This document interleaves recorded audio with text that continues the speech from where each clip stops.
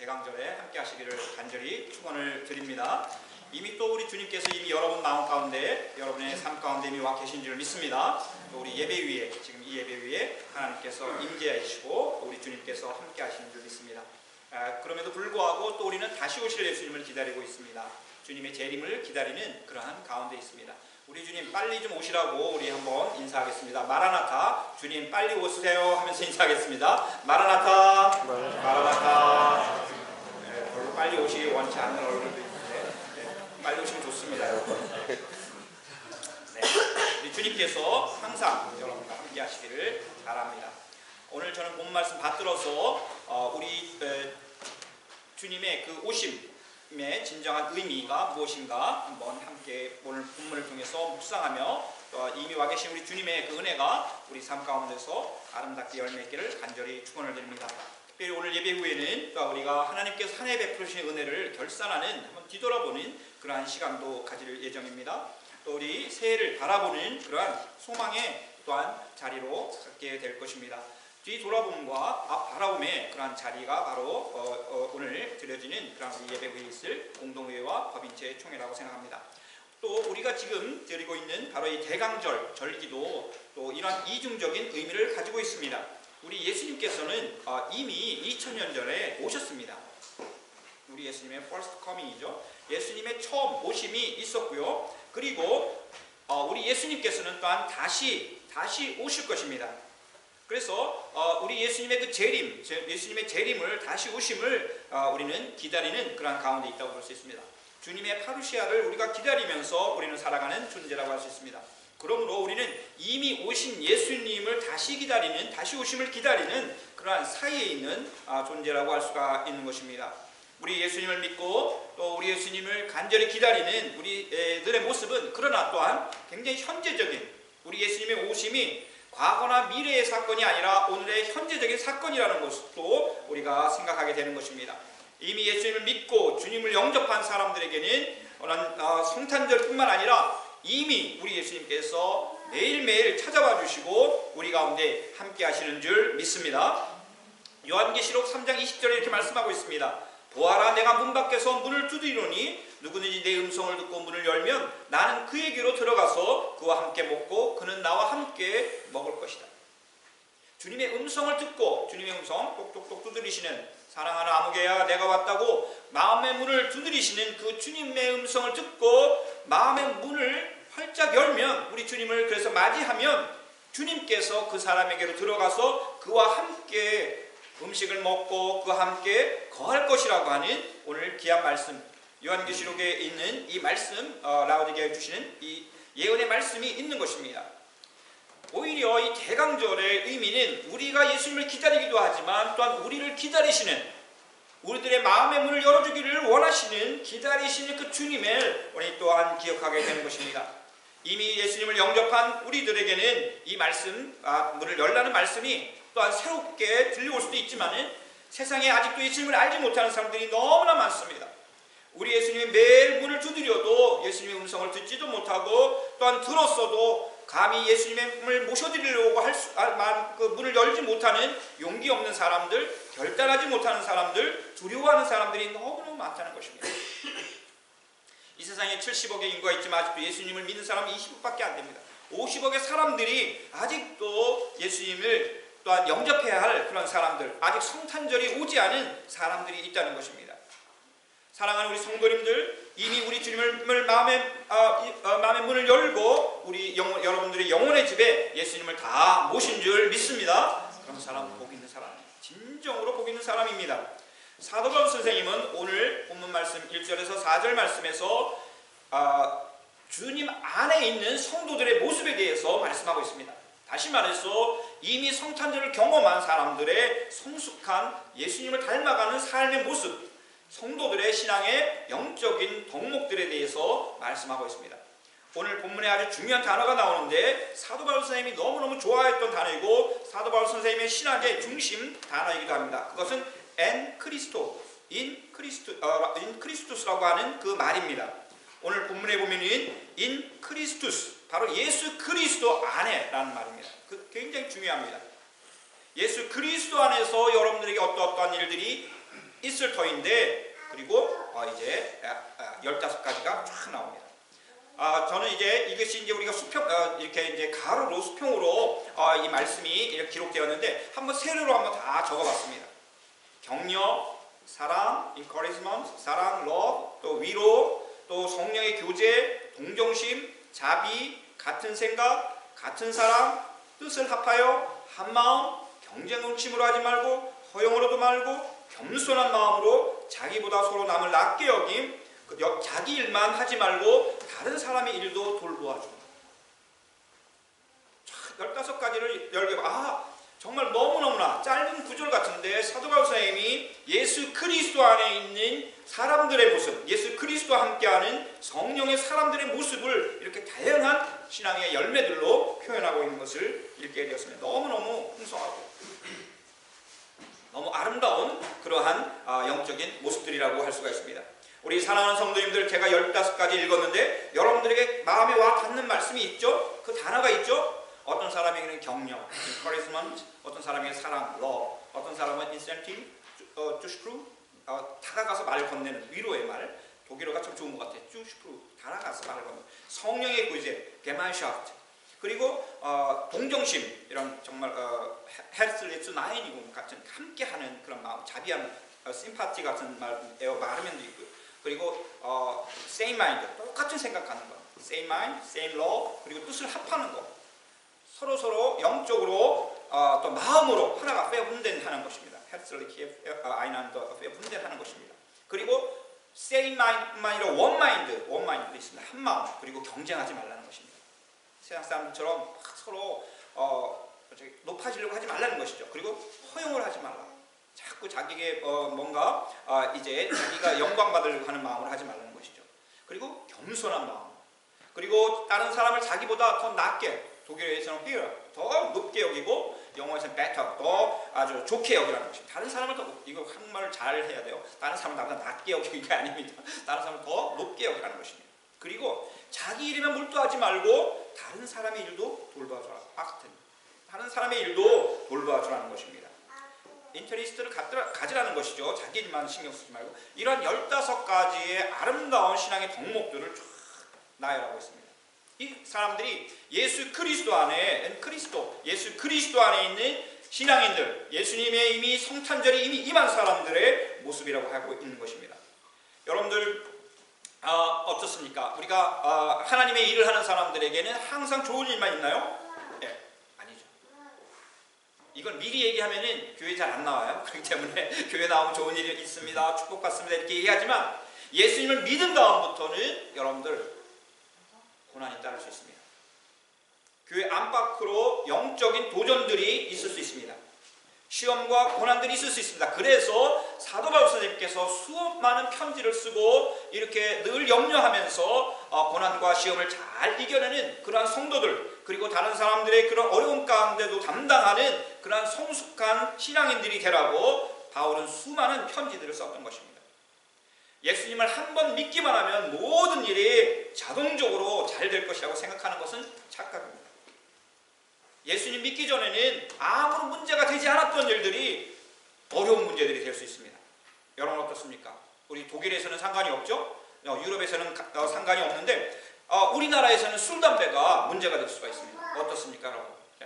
교회에서 술과 담배를 처음에 이제 오셨던 선교사님들이 금했습니다. 그래서 이것이 죄가 아님에도 불구하고 한국 교회에서는 그냥 술, 담배를 하면은 큰 죄를 짓는 것 같이 이렇게 이제 생각을 하게 되었습니다.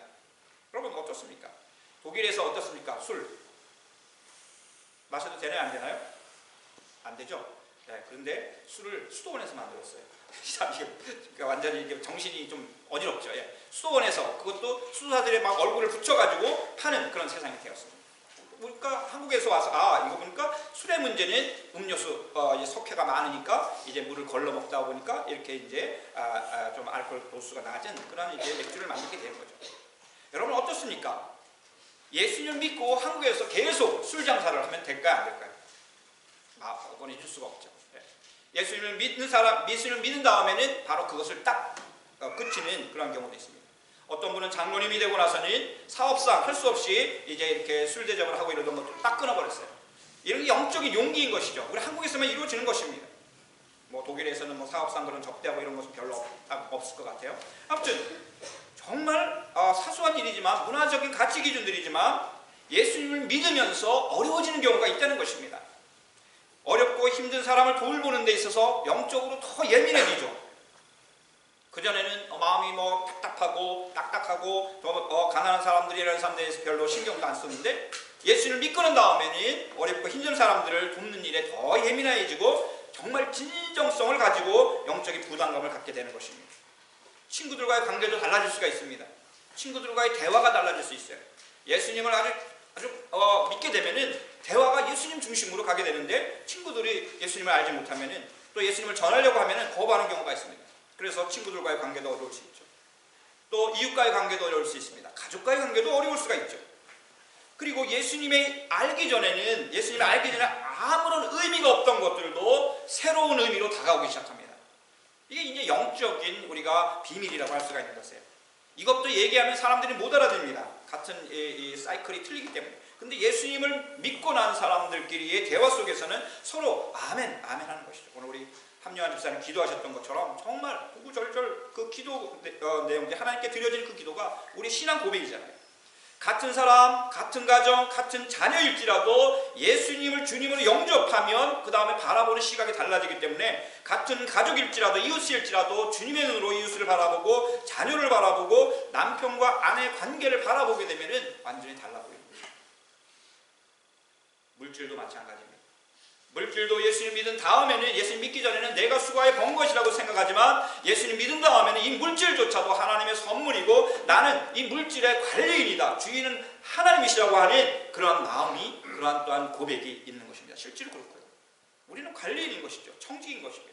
건강도 마찬가지입니다. 세상 사람들은 수없이 건강을 관리하기 위해서 운동도 하고 맛있는 것도 먹고 또 건강 음식도 먹습니다. 그렇다고 건강합니까? 건강도 마찬가지. 건강도 하나님이 주신 은혜인 것입니다. 은총인 것입니다. 그러므로 하나님이 주신 은총이기 때문에 건강관리를 잘 해야 돼요. 목사님도 마찬가지입니다. 어떤 분이 그런 얘기했어요. 우리 선배 목사님 목회 잘하는 목사님은 자기 건강관리도 잘한다. 목회도 못하는 목사들이 건강관리도 못한다. 이런 얘기 해가지고 이제 이해를 못했는데 정말 그런 것 같습니다. 마찬가지입니다. 정말 그런데 더 중요한 것은 그 차원에 머무르는 것이 아니라 나의 약점, 나의 질병도 예수님 안에 있는 사람들은 새롭게 해석할 수 있는 거예요. 사도 바울 선생님처럼. 사도 바울 선생님이 3번이나 기도하였지만 자기가 가시 같은 것이 있었지만 이것을 위해서 이제 하나님 걷어가 주시라고 했지만 하나님께서 그냥 다 버려주셨죠. 주님의 사역을 하고 가족도 없고 병원도 만만치 않아 없는 그런 곳에서 주님의 사역을 감당하는 이 사도 바울 선생님의 가시가 있었던 것처럼 그리고 나의 약함이 하나님의 강함이요 은혜라고 고백하는 사도 바울의 그 영적인 신앙 고백 예수 그리스도 안에 있기 때문에 율법 안에 있을 때에는 전혀 깨닫지 못했던 그런 하나님의 은혜를 고백하게 되는 것입니다. 그래서 나의 약점 육신의 질병도 하나님께서 허락하신 것은 아닌지 놀랍지 않습니까? 나의 약점 육신의 질병도 하나님께서 허락하신 것은 아닌지 이렇게 세상적인 가치 기준과는 거꾸로 생각할 수가 있는 것입니다. 사도 바울 선생님은 바로 예수 그리스도 안에서라고 하는 이 독특한 당신의 말투를 통해서 바로 놀라운 자기 신앙 고백을 세워나가는 것입니다. 예수 그리스도 안에 있을 때 이 15가지의 신앙적인 덕목들이 맺어진다는 것입니다. 이 15가지의 신앙 덕목들이 하나도 없다면 그 사람은 예수 그리스도 안에 없는 것이죠. 예수 그리스도 안에 있다면 이런 아름다운 성도들의 신앙의 덕목, 영적인 열매들을 맺어갈 수 있다는 것입니다. 근데 어떻습니까? 우리가 그렇게 살아올 수도 있고 또 아쉬움으로 다가오는 것도 있죠. 하나하나 체크해봅니다. 저는 이제 독일어로도 찾아보고 영어로도 찾아보고 또 이 본문의 의미가 이 단어들의 의미가 뭘까를 이렇게 묵상을 해봤어요. 그런데 묵상하면 할수록 끝이 없습니다. 15가지를 한번 여러분 생각해 보세요. 이 신앙의 덕목들은 우리에게 반드시 필요한 것들로서 아쉽다면 또한 우리가 새롭게 이번 대강절과 성탄절을 앞두면서 내가 예수님 안에 있는지 예수님께서 내가 또한 예수님이 내 안에 계신지를 한번 미리 또 한번 생각해 보면서 성탄절의 그러한 의미로 대강절의 그러한 준비의 마음으로 나아갈 수 있다면 가장 의미 있는 뜻깊은 이번 대강절과 성탄절이 될 줄 믿습니다. 참 우리들에게는 어떻습니까? 사랑하는 성도 여러분, 격려가 필요하죠. 우리 선교사님, 우리 장신대에 있는 선교학 교수님이 이제 우리들에게 말씀하시는데 독일 목사님들은 격려가 필요하다. 놀랍지 않습니까? 오히려 우리가 많은 도움을 받고 위로를 받고 그분들에게 많은 이제 조언을 받기도 하는데 신학적으로 앞서갔고요. 그런데도 불구하고 독일 목사님들은 격려가 너무너무 필요하다는 것입니다. 그분들이 외롭게 사역하고 있다는 것이죠. 많은 성도들이 같이 협력을 안 한다는 거예요. 홀로. 독일에는 성도들의 숫자는 많죠. 또 종교세를 내는 사람들은 많이 있습니다. 그렇지만 사람이 없어요. 헌신된, 우리 교회처럼 헌신된, 우리 100명이 나오면 100명이 다 사역한다 그랬더니 여기 드레오 목사님이 너무 부러워하면서 우리 교회도 그래야 된다고 지난번에 오셔서 그러더라고요. 같이 식탁의 자리에서. 부러워하는 것입니다. 우리 성도님들 100명이 나오면 우리는 100명이 다 어느 자리에선가 헌신하고 있어요. 하나님 얼마나 기뻐하시는지 모릅니다. 그런데 여러분들 또한 독일 목사님들 격려가 필요하듯이 우리 주변에 있는 사역자들에게는 격려가 필요합니다. 주님의 일을 열심히 하는 사람들에게는 격려가 필요해요. 왜냐하면 얼마나 힘들겠습니까? 그런데 격려의 말을 해줘야 된다는 것이죠. 또 사랑의 위로가 필요한 사람들이 있습니다. 성령 안에서 또 함께하는 영적인 코이노니아, 친교가 필요합니다. 성령 안에서의 거룩한 영적인 교제가 필요하다는 것이에요. 그리고 마음으로 함께하는 연대, 동정심이 필요하다는 것입니다. 마음으로 함께하는 그런 교회분들이 필요하다는 것입니다. 또 주님의 일을 할 때에는 같은 생각을 해야 한다는 것입니다. 같은 생각을 해야 한다는 것입니다. 여러분들 이게 어렵죠. 우리가 어떻게 같은 생각을 할 수 있으냐. 생각이 너무 다르기 때문에 거기에서 많은 상처도 받고 의견이 다르고 또 어떤 이제 거기서 논쟁도 하게 되는 것입니다. 이거는 좋은 것이 아니죠. 주님의 일을 할 때에는 같은 생각을 해야 한다는 것입니다. 또 주님의 이름으로 사람을 섬길 때에는 같은 사랑, 주님의 사랑으로 해야 된다고 말씀하고 있어요. 주님 안에서 어떤 목적을 이루고자 할 때는 그것은 주님의 뜻이기 때문에 한 뜻, 한 목적을 가지고 해야 한다는 것입니다. 오직 하나님의 영광을 위하여 사도 바울 선생님께는 이것이 그의 목적이었죠. 인생의 목적이 오직 하나님께 영광을 올리기 위해서라고 말씀했죠. 그렇습니다. 주님 안에서 우리가 살아갈 때 또는 어떤 주님의 사역을 하고 어떤 목적을 이루고자 할 때는 어떤 뜻을, 목적지를 가지고 있을 때는 그것은 하나님의 뜻이 되어야 한다는 것입니다. 나의 뜻이 되어서는 안 된다는 것입니다. 하나님의 뜻이 되면 문제가 일어나지 않죠. 근데 하나님의 뜻을 마치 내 뜻을 하나님의 뜻이라고 생각할 때에 문제가 일어나고 분란이 일어나고 분열이 일어나고 싸움이 일어나는 것입니다. 그래서 오늘 본문에서는 same mind뿐만 아니라 one mind, 한 마음을 가져야 된다고 말씀하고 있는 것입니다. 두 마음을 가져서는 안 된다는 것입니다. 주님의 일을 할 때는 한 마음을 가져야 되는데 이 한 마음이 무슨 마음이겠습니까? 그렇죠. 오늘 오전에 나오는 그 마음, 예수님의 마음입니다. 예수님의 마음을 가지고 예수님의 일을 하면은 전혀 문제가 일어나지 않죠. 주님 안에서 모든 문제는 예수님의 마음을 가지면은 다 해결됩니다. 예수님의 마음으로 서로를 바라보고 예수님의 마음으로 서로 사랑하고 또한 주님의 일을 예수님의 마음으로 한다면은 아무런 정말 기쁨과 평강이 넘쳐날 것입니다. 사도 바울 선생님은 그것으로 나를 기쁘게 해달라고 오늘 말씀에서 고백하고 있는 거예요.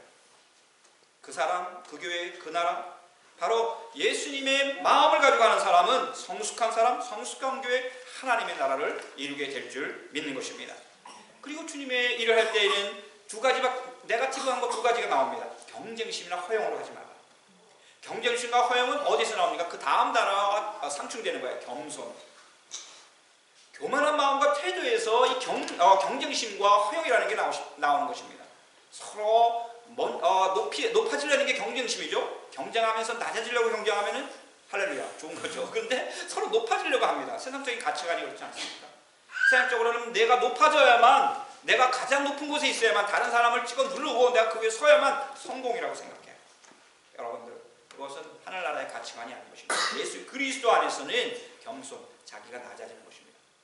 오늘 우리 본문은 원래는 우리가 겸손하신 자기를 낮추신 예수님에 대한 말씀으로 유명해요. 5절부터 11절. 근데 오늘 그 앞절 말씀도 우리가 놓쳐서는 절대 안 된다는 것입니다. 바로 그 허영이라는 것은 자기가 영광 받으려고 하는 거예요. 오직 이제 하나님께서 오직 영광 받으셔야 되는데 내가 영광을 받으려고 할 때 바로 허영이 되는 거예요. 그래서 주님의 일을 하면서 자기 이름을 높이 하려고 하고 자기 영광을 받으려고 하고 그러다 보면 이제 목이 굳어지고 다른 사람한테 뻣뻣해지고 하나님의 영광이 나타나는 것이 아니라 자기의 그런 모습들이 드러나는 거죠. 하나님 너무 기뻐하시지 않는 것이죠. 예수 그리스도 안에 있는 사람은 그렇지 않다는 것입니다. 세상적인 가치 기준과는 그런 것이죠. 경쟁하고 자기가 영광을 받으려고 하고 자기의 이름이 빛나려고 하는 것입니다. 사도 바울은 다 그만둬라. 겸손하라. 겸손하라. 다른 사람을 자기보다 어떻게 하라고요? 그래서 높게 여기라는 것이야. 높게 여기라는 것이야.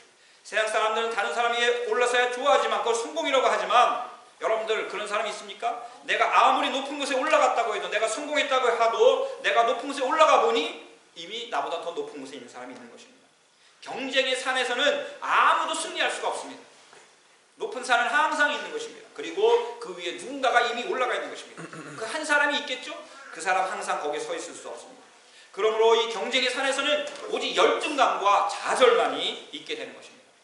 우리나라에서 무슨 수시를 시험을 봤는데 이제 입학시험을 봤는데 만점이 몇 명이 나왔다. 여러분들 만점 나온 게 그렇게 중요한가요? 만점 못 받고 매일 꼴찌 된 사람의 이름은 왜 안 내요? 그리고 대학에 갈 수 없는 시험조차 못 본 사람들이 얼마나 많이 있겠습니까? 그러니까 세상에 그런 가치 기준을 가지고 그것을 마치 인간 승리같이 얘기하는 우리나라의 수준이 너무 낮은 거라는 것이죠. 오히려 그런 것을 감추고 오히려 전체적으로 그 시험이라는 경쟁 구도 속에서 학생들에게 좌절감과 열등감을 주고 자살까지 하게 되는 그러한 너무 추악한 모습들을 어른들이 보여서는 안 된다는 것이죠. 예수님의 마음 갖게 해야 되는 것이죠. 우리가 교회가 먼저 그런 일에 서야 되는 것이죠. 주님의 일을 하는 사람 겸손히 해야 된다는 것입니다. 시편 기자나 잠언의 그 솔로몬의 지혜자가 얼마나 이것이 중요한지 하나님은 겸손한 자를 얼마나 사랑하시는지를 수없이 말씀하고 있습니다. 시편 기자도 마지막 찬양을 얘기하면서 하나님을 찬양하라고 하면서 하나님께서는 자기 백성을 기뻐하시는데 어떤 백성을 기뻐하시느냐? 겸손한 자. 겸손한 자를 기뻐하시고 그를 구원으로 아름답게 보시기에 너무너무 좋다고 말씀하신다는 것입니다. 솔로몬은 잠언에서 수없이 겸손에 대해서 말하죠. 진실로 하나님은 거만한 자를 비웃으시며 겸손한 자에게 은혜를 주신다. 하나님을 경외하는 것은 지혜다. 겸손은 존귀의 앞잡이다. 그러니까 길잡이다. 그러므로 이 겸손이라는 것은 내가 존경을 받는 하나님께서 존귀하게 여기는 그러한 길라잡이라는 것입니다. 바로 그런 앞에 나가는 것입니다. 나침판과 같은 것이라는 것입니다. 그리고 겸손한 사람, 하나님을 경외하는 것보다 앞에 겸손이 나왔어요. 겸손과 여호와를 경외하는 사람에게 보상을 주시는데 그 사람에게는 재물과 영광과 생명을 주실 것이다. 잠언 22장 4절. 여러분들 어떻습니까? 성숙한 성도, 예수 그리스도 안에 있는 성도는 자기만 생각하지 않습니다. 그렇죠? 현대인들은 개인주의가 강합니다. 그러다 보니까 이것이 굉장히 자기 위주의 이기적인 사람이 되었습니다. 지금 점점 이제 우리나라에서도 바로 이제 앙케이트 조사를 하면은 거의 70% 이상가 혼자 있는 게 좋다는 사람들이 그런 결과가 나오는데 그거는 건강한 사회가 아닌 것이죠. 너무 이기적이기 이전에 아주 그 관계들을 가지면서 힘들어지니까 경쟁 사회에서 너무 힘드니까 홀로 있겠다고 하는 그러한 아주 나약한 그러한 개인주의가 이제 되는 것입니다. 불쌍한 것이죠. 근데 여러분들 오히려 사람들이 욕심이 많아지면서도 또 개인주의가 돼요. 자기만 잘 되면 된다. 나만 잘 살면 된다. 사람과의 관계를 끌어올리고 귀찮다고 하면서 그 관계를 단절시키고 나만 잘 되면 된다고 하는 그런 생각을 갖습니다. 그리고 다른 사람은 나의 성공을 위해서 나를 위해서 이용당하는 그러한 도구적인 가치관 사람들을 물질화를 해버리는 이히 운트 두가 아니라 이히 운트 S로 바로 그것이 이트라고 하는 사람을 사물화되는 객관화시키는 그러한 모습들이 드러나게 되는 것입니다. 그래서 이것이 확장되기 시작하면은 어떻습니까? 가정만 생각해요. 우리 가정, 다른 이웃 가정에서는 어떤 일이 일어나든 밥 먹을 것이 없어서 굶어 죽는 그런 가정은 있음에도 불구하고 몰라요. 왜? 내 가정만 생각한다고. 그리고 이것이 교회 안으로 들어오게 되면은 자기 교회만 생각합니다. 다른 교회는 어떻든 그 교회 성도들을 막 우리 교회로 끌어들이려고 하고 그 교회가 어려운 가운데 있음에도 불구하고 잘못했으면 좋겠다. 우리 교회가 더 부흥했으면 좋겠다. 이런 이기적인 생각, 하나님이 정말 싫어하는 그런 생각들을 가질 수 있는 것입니다. 한국 교회의 모습들, 자기 교회만 생각하는 것. 그래서 한국 교회의 아주 모든 악의 근원이 존경받지 못하는 것이 자기 교회의 이기적, 개교회주의에 있다는 것입니다. 개교회주의. 다양한 교회가 하나가 연대되는 것이 아니라 개교회주의만. 그런데 힘이 없는 것이죠. 자기 나라만 생각하는 것, 이것도 이제 확장되면 그렇습니다. 자기 나라의 국가의 이익만을 생각하는 일본, 미국, 중국, 러시아, 부자 나라들이 그렇습니다. 유럽에 있는 나라들은 좀 덜 그런 것 같아요. 어떻게 자기 나라만 생각하고 이제 좀 살만한 우리나라를 얼마나 뜯어먹으려고 그렇게 막 하는 것을 보면서 너무너무 마음 아프고 아무튼 더 잘 살아야 되겠다는 생각이 막 들긴 하지만 아무튼 자기 나라만 생각해서 우리나라도 마찬가지입니다. 우리나라도 베풀지 않으면은 똑같은 그러한 나라가 되는 것입니다. 성경적이지 않습니다. 오늘 분명 본문에서 말씀합니다. 자기 일만 돌아보지 말고 또한 사랑하는 성도 여러분 자기 일만 돌아보지 말고 서로 다른 사람들의 일도 돌보아 주십시오. 다른 일을 간섭하는 것이 아니라 주위에서 살펴보라는 것입니다. 그리고 그가 필요한 것이 무엇인지 혹시 내가 도움을 줄 수 있는 것은 무엇인지 하나님의 사랑의 마음으로 보라는 것입니다. 예수님의 마음으로 보라는 것입니다. 사랑하는 성도 여러분 이 15가지에 대해서 우리가 묵상하면 묵상할수록 풍성해지는 그러한 은혜가 있는데 이 15가지 아름다운 신앙 덕목들을 살아내기 위해서는 마지막으로 굉장히 중요한 결정적인 것이 있습니다. 그것이 무엇이냐면은 우리 다 같이 한번 읽어보겠습니다. 여기 없네요. 네, 제가 읽겠습니다. 여러분 안에 이 마음을 품으십시오. 그것은 곧 그리스도 예수의 마음이기도 합니다. 5절 말씀. 우리가 설교할 때 5절 이하부터 11절까지 하지만 이 1절, 2절, 3절, 4절의 신앙적 예수 그리스도 안에 있는 성도들의 그러한 성숙한 혹은 영적인 열매들 반드시 맺어야 할 영적인 열매들의 그러한 모습들이 이루기 위해서는 그 마음을 품어야 한다는 것입니다. 그것이 곧 예수 그리스도의 마음이라는 것입니다. 예수님의 마음을 품을 때에 위로할 수 있고 격려할 수 있고 성령 안에서 교제할 수 있고 똑같은 마음 한 마음 가질 수 있고 다른 사람을 나보다 높게 여길 수 있고 또한 다른 사람의 일을 돌아볼 수 있고 겸손한 하나님의 사람이 될 수 있다는 것입니다. 그래서 우리 예수님께서 계속 겸손으로 나아가는 것이고 예수님 높은 보좌를 내버려 두시고 이 땅에 오셨다고 하는 것이 이제 6절부터 계속 설명되는 말씀인 것입니다. 예수님께서 가신 그 마음을 가질 때에 그것은 그 예수님이 우리 마음 가운데 우리 심령 가운데 우리 영 가운데 임재하신다는 의미를 갖는 줄 믿습니다. 그러므로 예수님이 바로 이 대강절 이 성탄절에 예수님이 나의 마음 가운데 있는가를 다시 한번 돌이켜보면서 더 예수님의 마음이 충만해지고 예수님과 함께하고 예수님이 내 안에 내가 예수님이 안에 있는 그 놀라운 은혜를 회복할 수 있기를 간절히 축원을 드립니다. 이것이 바로 그리스도 안에서 살아가는 성숙한 성도의 삶이고 또한 사도 바울 선생님의 신학의 중심의 말씀이기도 하고 바로 대강절 이미 오신 예수 그리스도가 다시 오실 그날을 또한 사모하는 마음으로 주님을 간절히 사랑하는 마음으로 기다리는 여러분들 위해 다 임하실 우리 주님의 마음이라는 것입니다. 우리 주님의 마음이 여러분의 마음이 되시기를 또한 여러분과 함께 하시기를 예수님의 이름으로 간절히 축원을 드립니다. 아멘. 이 시간에 우리 합심으로 기도하실 때 주님 예수 그리스도 우리 주님 내 마음을 활짝 열고 이미 모셔드렸습니다. 주님 더 풍성히 주님을 경험하게 하시고 주님 잊지 아니하고 주님과 동행하는 삶 살게 해주십시오. 또 우리 다같이 합심으로 우리 15가지의 그런 덕목들도 맺을 수 있는 은혜도 허락하여 주십시오. 우리 다같이 합심으로 간절히 기도하겠습니다.